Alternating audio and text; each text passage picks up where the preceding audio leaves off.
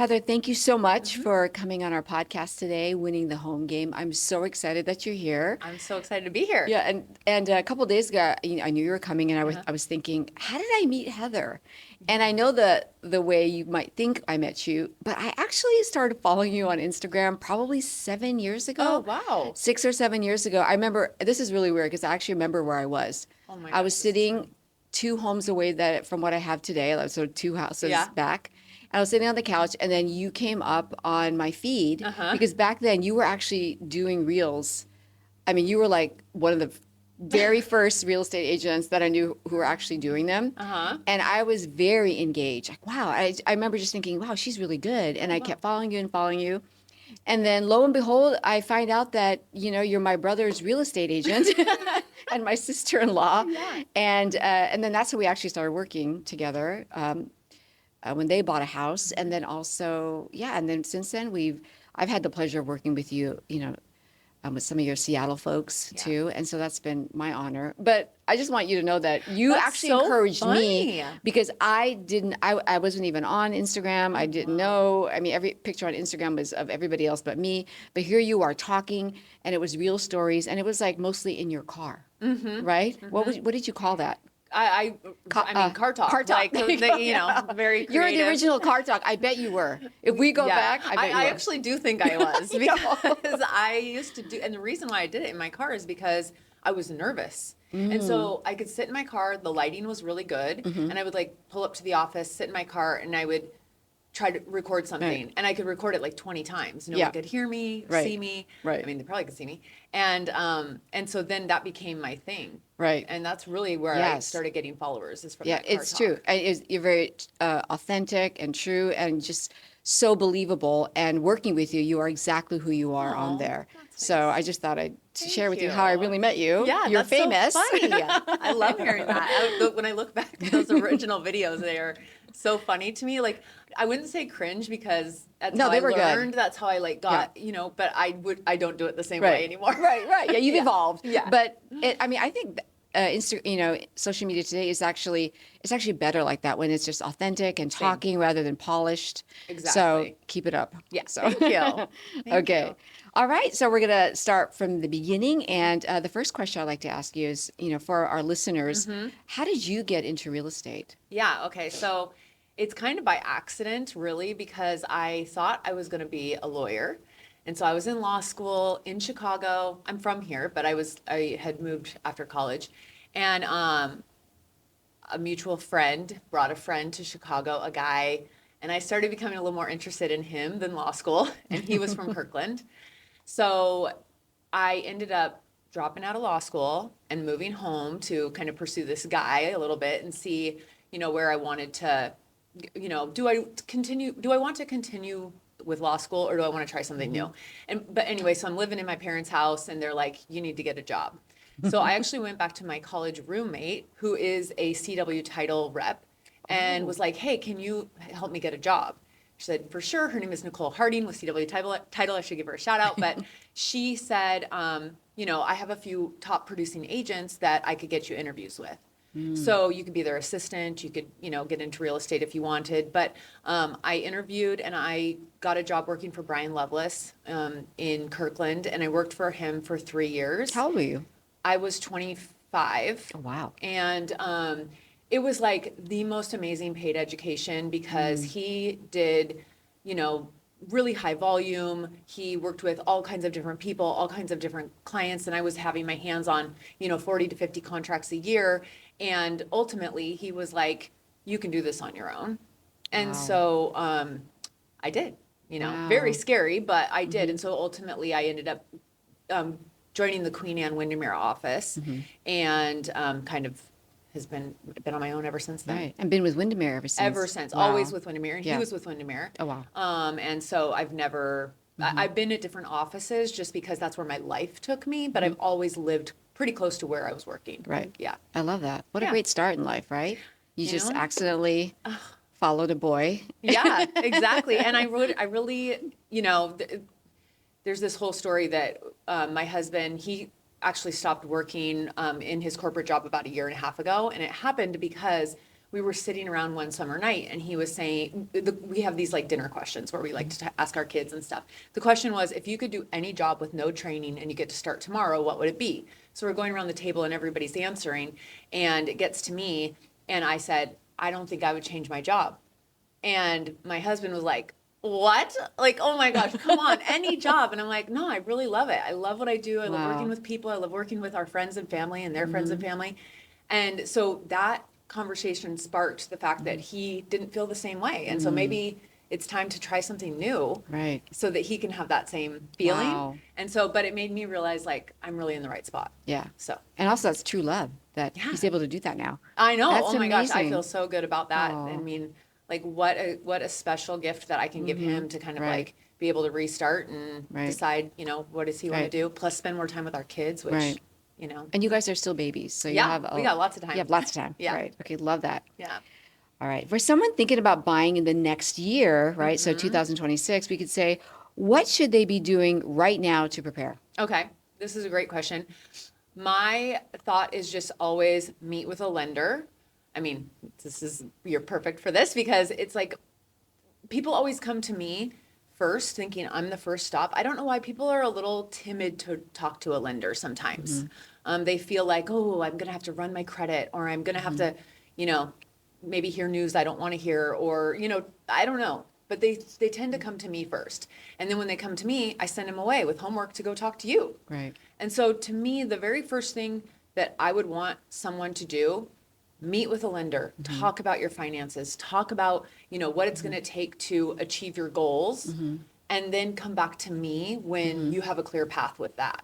Because I really can't do anything until you have a pre-approval letter in your Right. hands. Right. So What does that first meeting look like with you and that client before they meet with the lender? it's usually more of like a get to know you type of thing. I mean, they're interviewing me just as much as I'm interviewing them. This really has to be a good partnership where they feel that I'm the best advocate for them. I really need that trust. I work best when I know that my clients trust me. That's my biggest pain point is I truly am coming from a place of wanting the best for them. So if that's being questioned throughout this process, I'm just not going to be the best fit for you. So that's what I'm looking for is that level of trust, which is why I've built my business around referrals, because it comes with Right. an element of trust before we even get started. Right. And all your business comes from referrals today. For the most part, yeah. I mean, okay. every once in a while, I'll get a signed call or open house or something, but I would say 99% is Right. referral repeat business. Right. Yeah. Love that. Okay. What questions should buyers ask themselves before committing to a specific neighborhood? I think that, you have to think about why you're buying in that neighborhood. You should be thinking about, of course, think about resale, but I'm also going to think about that on your behalf. But also, ease of life. Does this accommodate the lifestyle that you're wanting? If you are wanting walkability, does this lend itself to that? Do you have a commute? Where are the people that you spend your time with on the weekends and the evenings? Are you close to those people? And so I feel like sometimes people are choosing neighborhoods because they feel like they should, or they're told, this is the best neighborhood. But I would say take a closer look at what you can afford in each neighborhood. And maybe this first step is a little further out than you want to be, but it affords you the house you want Right. with still the lifestyle. So I think, ease of life is probably high on the list. Right. Yeah. Okay, perfect.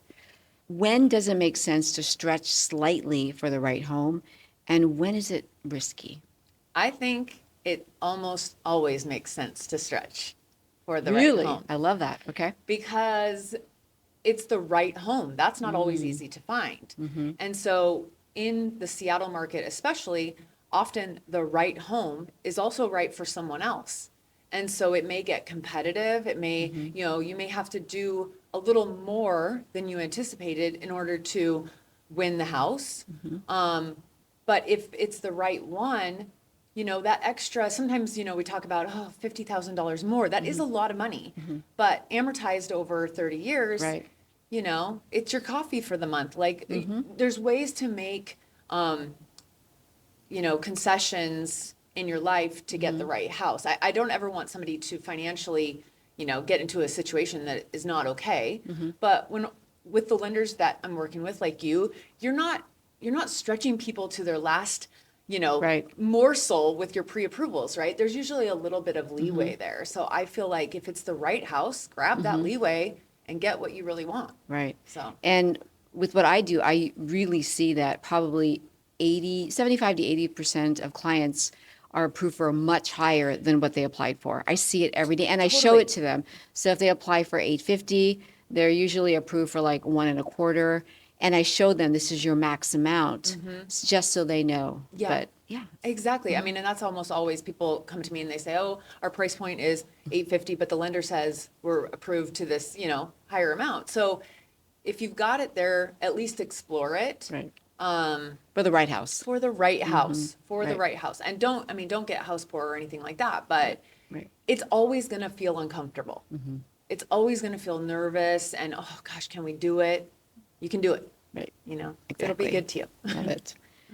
What does a strong offer really mean in today's market beyond just price? Okay, so the strongest offer is the easiest offer for the seller to take without any kind of counter. Okay, so I have a spreadsheet of what I would say are the 9 terms that matter. Okay, so we talk about the 9 terms that matter in a contract that the seller's going to look at and care. And so we need to be at the top of the majority of those, if not all of them, to be the winner. And so we just sort of talk through each individual term, but beyond the price, there's closing dates, there's how much you're putting down, there's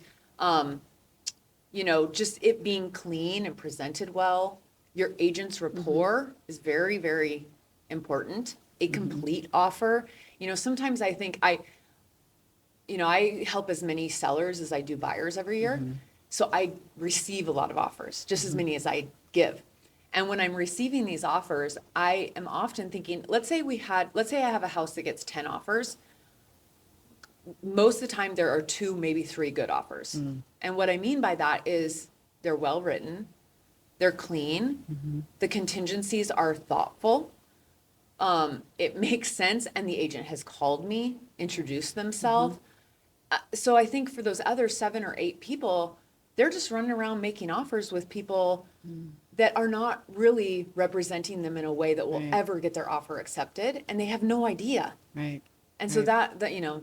That's the sad part. that's the sad part. Right. Because that's why it's so important to find the right real estate broker. Yeah. And when I have a client that doesn't have a real estate broker, I always tell them, I'm very fortunate to work with a lot of winning real estate brokers because that's what it takes today.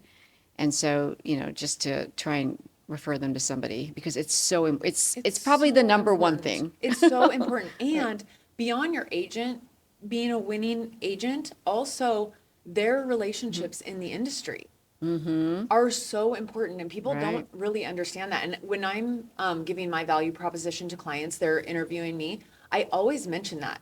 I have extremely strong relationships in this industry Right. across many brokerages, cities, Right. and I work hard at those, and they will come to play and be in my client's Right. favor. Right. Because agents know, hey, if I work with Heather, she's going to close it. It's going to be a well-qualified client. She's going to have the lender dialed in. They know that it's going to be successful for their seller.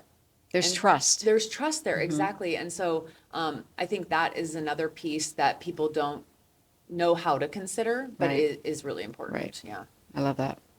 What's something buyers often don't understand about contingencies? Lots of things, but I would say the most misunderstood contingency is the inspection contingency. Okay. A lot of times we throw around verbiage like waive the contingency, waive the inspection. And buyers and buyers' parents get into their heads that this means we need to buy a home blind. And that is not what it means. Contingencies are put in place to protect earnest money. And that's it, right? And so if we can do our due diligence ahead of time, we can make that offer without contingency. We can get everything done ahead of time. And so if you have a broker that has enough experience and knowledge to put you in a position to do your due diligence prior to offer, you can make your offer without an inspection contingency and still totally understand what's going on with the house. And so that to me feels really misunderstood. But the inspection contingency is the kiss of death to your offer, if there is any other offer. Wow. Right. And people always say, "Oh, I'm not going to ask for anything," or I just want to see what's going on with that house. That's great. Do it before your offer. Right. Right. Unless you're not competing, then that's a different scenario. But that is a really misunderstood contingency. So doing it before the offer, that means getting a pre-inspection, something you would Pre-inspection. help your clients with. Correct. Pre-inspection, or the sellers are often providing an inspection. Right. And lots of people say, can we trust that? And so you have the opportunity to have your own, or, you can use the one the seller provided. I always say, we have the inspector's license and the listing agent's license on the line if they were to fabricate or, if it was fraudulent in any manner. Right. So I think for the most part, you can rely on those seller inspections, but I would still read through them with a fine tooth comb. Yeah. Okay. Perfect. All right. So this is the home stretch section. What's one thing you wish your client knew or understood before making an offer? I think that to best understand that the buyer and seller truly have the same goal. We all want this to come together successfully. And lots of times the buyer feels like the seller's out to get them, or they're hiding something, or they're trying to pull one over on them. And I think just focus more on what you can control, your offer, what you bring to the table, put together your good offer, and then, give it to the seller, and we can all work forward to the same goal of you getting the house and the seller netting the most that they can. The seller, of course, wants to net the most possible. Just like when you as a buyer go to sell, that's what you want too. Right. But that doesn't mean that they're trying to be greedy or, kind of have it out for you. I think that's what I wish that. I love that. Yeah. Yeah. Put Great. the conspiracy theories aside. Right. Oh, I know. Okay. So something a little bit personal. What is one money tip you live by? Do you have one? Yes.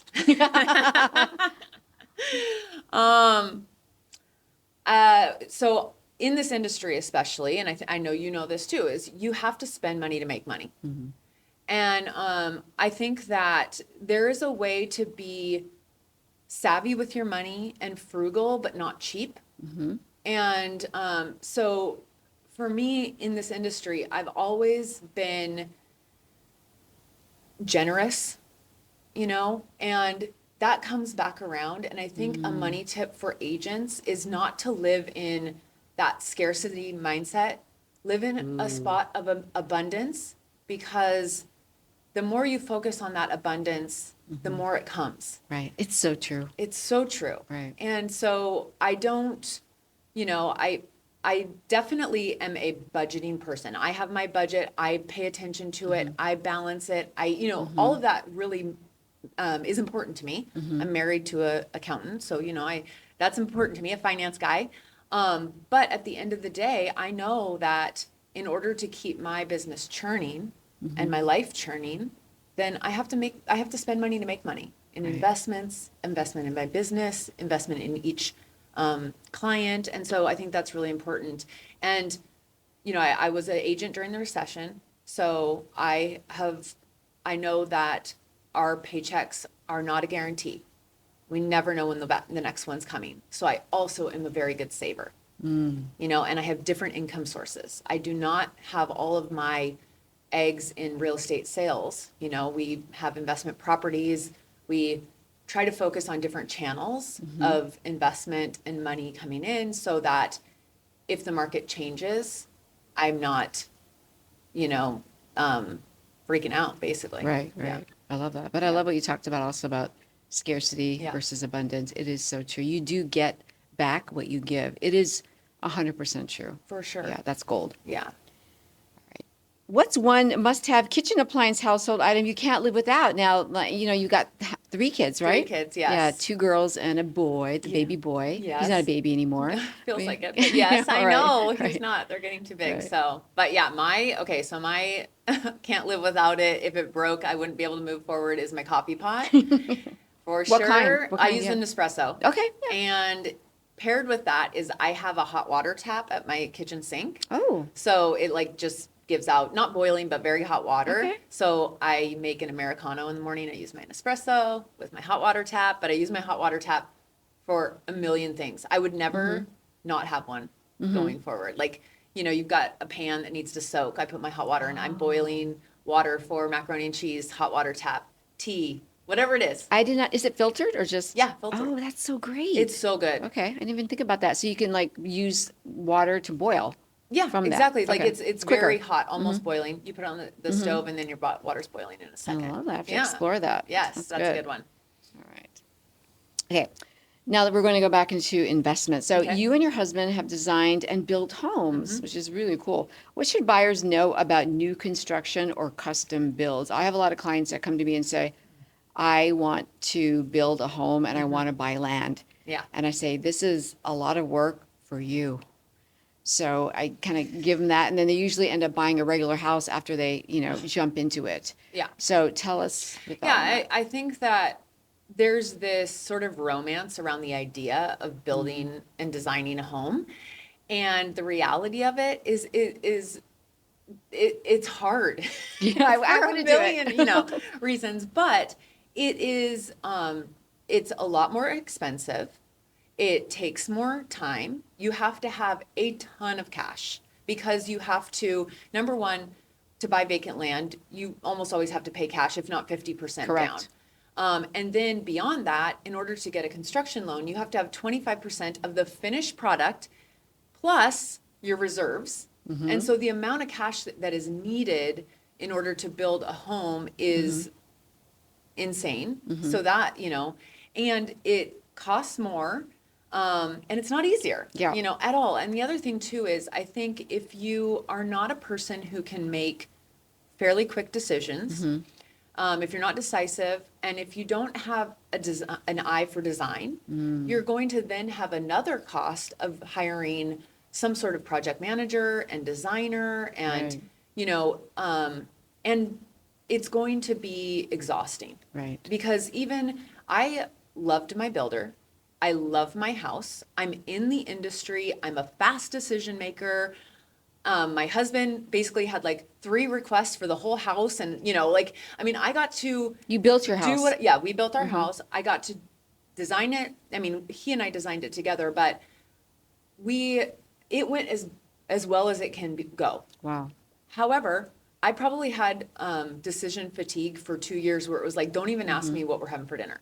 I can't make a decision. Right. Because you don't think about the stuff like, what color do you want your gutters to be? I don't know. What's the standard? There is no standard. Wow. You have to pick literally every single thing. So many things I never paid attention to, cared about. And once it's done, it's done. After I built a house, I then understood more when I went to homes and I saw those spaces that didn't make sense. I'm like, oh, I see how this happens all the time. Because on paper, something looks very different than when it's constructed. And now you have this odd space. Right. Anyway, so, but I love the floor plan and functionality of a house. That is like my favorite thing to do. So we recently got into flipping houses a little bit. And my favorite part of that process is to go into the house originally and then rework it, rethink how can this work for, I try to envision my family living there. And I think, how can this function better for my family? Right. And then reworking it. And I love that part. Right. Yeah. That is super fun. And your house is fairly new. How old is your house? Oh my gosh. So I think it feels brand new, but it's like 9 years now. Wow. I know. It looks new. So It- you designed for like newness or something. It's Modern too, a little bit modern. Yeah. It's, well, and I'm a very practical person. My husband is a very practical person. So our home was designed for longevity, functionality. There's not a lot of trendiness in it.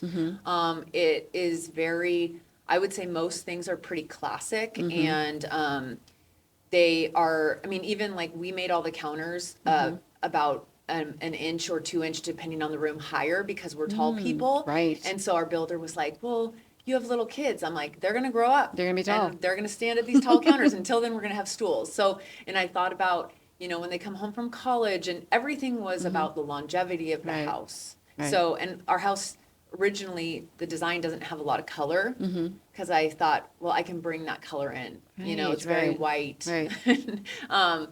But anyway, I love our house. I absolutely love it. The investor in me can't help but think that, it's 10 years old, and that's kind of a sweet spot to sell before big Right. systems start needing to be replaced, and it still looks Yeah, new, it looks and not new. dated, Right. But my husband is like, no, this is our This house is forever home. Yeah, exactly. Would you build a new house again? From scratch? Yes, I would, but I think I'd wait till my kids are gone. Okay, It's got a full-time Right, job. It's right. truly a full-time job, and it's so stressful. And the other thing too is I was lucky that my husband and I agree on design, and True. we really didn't argue through Right. that process. How important we've is that? argued more over rearranging the furniture that's in the house than actually the house itself. And so, I think that was a gift as well. And I've heard that can be not always the case. So, Oh, yes, yeah. yes, I've heard that. Even when I have consultations with, a couple, they're Yeah. already arguing. I'm like, Oh oh, yeah. this is not gonna be good. Okay, it doesn't happen too often, but yeah. Yes. Okay. Yes. What characteristics help a home hold value over time? You Mm-hmm. kind of mentioned some of it already with your own home, how you built it, but what are Yeah. some other things? So for me, it's the way you care for it, by far. I meet with sellers all the time who have meticulously followed the maintenance and never let deferment happen with any of their maintenance, and they have beautiful curb appeal. Those houses sell for the most. They net the most. And so when you call me and you haven't, your furnace is 40 years old, and you know that the roof needs to be replaced, but you haven't done it, and we're kind of crossing our fingers that a buyer's not going to notice, and you haven't weeded since the day you bought it, your net is going to show that. Right. Even if we bring someone in to clean things up and do our best to get it ready, the net is going to reflect the way you care for it. And so it's easier if you're able to just try to stay on top of those things, Okay. because it will serve you well. So to me, the best thing you can do is take care of your house inside and out. Yeah, It's your biggest investment. It will serve you. It will pay you back a million times over, but you have to take care of it. brilliant. Yeah. All right. What's one small decision buyers can make today that could pay off significantly later? Hire out your yard work. This is like the biggest Yeah. one where I list maybe 30-ish houses a year. 29 of those we have to get a yard cleanup, a significant yard cleanup, replanting, re-landscaping, plant new grass. I've seen some of your videos on that. It's a big cost. It's a big cost. And so I think, if you were to get a yard person for even once a quarter, a couple $100 for once a quarter, to help you stay on top of weeding, yard maintenance, that it will then just serve you in the end. I would rather you do that than have a house cleaner on the inside, honestly. Yeah, that's true. That makes sense completely. Okay. As an investor and Airbnb owner, you mentioned that you have properties too, like that. What advice would you give someone considering short-term rentals today? I know it was hot at a time, and, Yeah. and some do well. I have one. It does really well, but it sleeps 21, and so families can join together. Yeah. So that does well, but I know a lot of them don't necessarily. So what advice would you give? So I think that you need to go into it without the expectation that you're going to be in the green right away. You're earning the equity on the home just as much as that, rental payment or nightly payment. It's sort of this overall package of equity plus someone else paying your mortgage. And with a nightly rental, you can often cover that mortgage at a faster rate than if you were to have it be long term.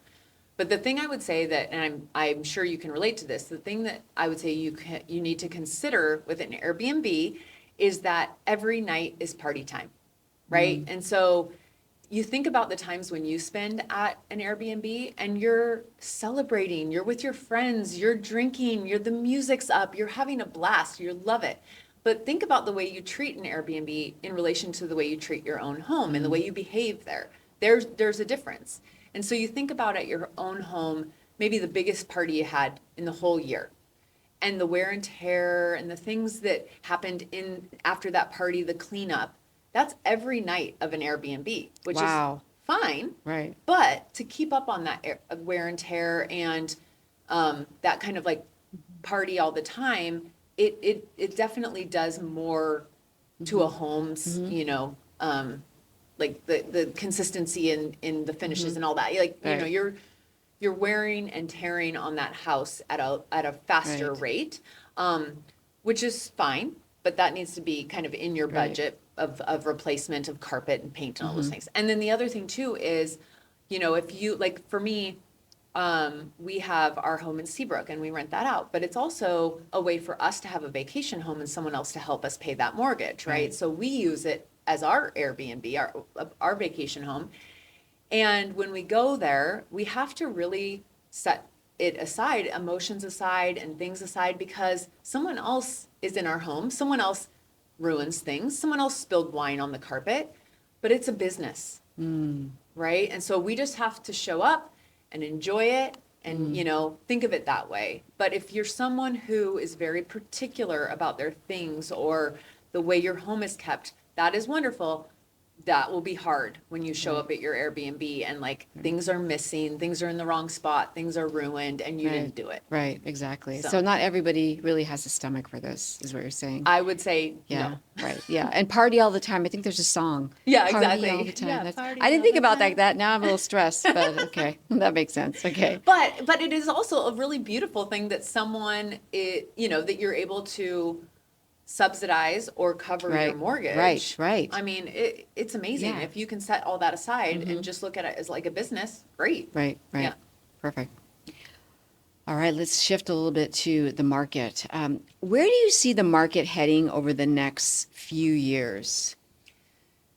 So I think the market is pretty static. I mean, to me, I think it's kind of going to be balanced over the next couple of years. I don't see really huge shift. It's a little volatile. I think that we'll see it shift, buyer advantage, seller advantage, kind of like this little swing back and forth. But I personally, I really don't get too invested or hung up on what the market is going to do. Okay. Because number one, it doesn't serve me to start going down these rabbit holes of what's the market going to be. I tend to focus on what do I think my business is going to do over the next couple of years, and I think it's going to grow. And I think that I see, all the things that I'm doing and the people that I'm connecting with. And I think that it's going to continue to grow and it's going to continue to thrive. And the market is always good for someone. And so I really focus on that, not how is the market. It's more like, who's this market good for? And those are the people in my world that I'm going to spend a lot of time talking to. Right. And so right now, in this moment, I feel like the market is so good for buyers. Our interest rates dropped yesterday. I'm sure your Yep. phone blew up.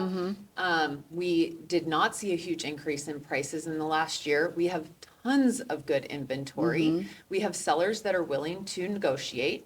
So right now, today, I am calling all my buyers to say, you guys, we have this moment in time. right. But next month, it might be for sellers. Right. So for me, I just like to focus on me and what I can control. Right. Yeah. I love that. And I feel like, well, the market, there's also multiple offers right now. I've Yeah. gotten a lot of contracts with Definitely. multiple offers. So it depends on the home too, and the area, the neighborhood, the pocket. Yeah. There's always going to be that home that's just right, Right, that right. everybody wants. And so I think, some agents say like the cream puff of the week or whatever, like that house is going to go nuts. And sometimes there's more than one, but there's so much opportunity out there right now. And I think that, you just got to get out there and see what Right. it brings. Right. Yeah. Great advice. All right. So you've intentionally built an all-women team. What has that experience been like from a teamwork perspective? I too have Yeah. mostly women on my team, and I love it. What is Yeah. your perspective on it? Same. I love my team. I love everyone who's ever been a part of it, really, because it's all, everybody's all been an important part of the evolution to where we are now. Right. And my hope for my team is that the people who are on it eventually surpass me and like are beyond me, and they, it's time for them to go on their own, and Right. then I watch them, you know, just kill it. Right. That feels It good. warms your heart, I'm It sure. feels Right. good. I love the mentorship of Right. my team. I've always had really smart, innovative women that are, you know, kind of, they can really own their job in their own right. And so I just like being around them. You know, they're Right. fun. And right now, my team is all kind of right around 30, and I'm mid 40s. And How fun is that? so it's so fun because their energy, it makes me, like invigorates me. It makes me feel excited about my job again. It makes me Right. excited about all kinds of things. And you know, we listen to fun music and we talk about fun things, and they, you know, they dress cute, and like I just Yeah. I love being around them. Right, And right. they inspire me to work hard also, because you know, I am also proud to be you know, a role model to my daughters and my son, of a woman business owner who's Right. leading women, who empowers other women. And so even though it hasn't been this like I only hire women, you know, Right, kind of right. thing, it's ended up that way for the most part. Same. And I'm really proud of it. Right, I'm right, really proud right. of the people that support me, and I in turn love to support them. Right. So And your abundance mindset, I can see that it also trickles down to your team because, yeah, you know, people will leave. And, you know, I remember in early in my career, it used to hurt me. Oh my Yeah. God. But, you know, it's just part of growth. I'm Yes. growing, whether I made a mistake, whether, you know, I need to figure out how to hire better, but I take all the blame for anybody who's ever left me. But then now it's easier. It's like, oh, you're going to move on to do this. I'm happy for you. And it's just a better way to live. Abundance, you know. Totally. Yeah. And every time that someone is, you know, kind of headed in a new direction, it gives the team this new shakeup that is also very healthy Right. and good, and, you know, gives you kind of this new momentum that it takes a little bit of growing pains, Yeah. but in the end, I don't know, it's like a refresh, a restart. So Right. I think that whatever ebbs and flows come with my team over the years, I feel proud of them, and I feel like they were all important to where we are now. Love it. yeah. Love it. Heather, you are a phenomenal broker, honestly, a Oh. leader. And every client that I've ever spoken to has always said how incredible you are. Oh. So thank you for sharing your wisdom with us today. Yes, thank And you. amazing buyer tips and a good way to look at life when, if you're buying a home or if you're an agent, and you know the perspective on abundance versus scarcity, which is my favorite thing to Yes. talk about. And yeah, so where can people find you online? So best place to find me is on Instagram at Heather Maddox Homes. I'm really active there, but also my website is heathermaddoxhomes.com. It's not that cool, but you can find me there. Yeah. And yeah, I would say, you know, anybody reach out. I love connecting in this industry in any way, you know, Right. agents, lenders, inspectors, whatever it Right. is. So it's, you know, and I think that if I could leave people with like one tip who are maybe new to this industry, is pour into your colleagues the way you pour into your clients, Love and that will that. also serve you. I So. love that so much because I've seen the opposite. Yeah. Where people aren't, you know, willing to help each other, Yes. you know, unless they Yeah. get a split of this, a Right. split of that. Yeah. But be always generous Yeah. with your knowledge. It always comes back to you. Totally. Wonderful. Yeah, same abundance mindset with Yeah. that, That's right. Yes, Yeah. I love it. Thank you, Heather. All right, thank you.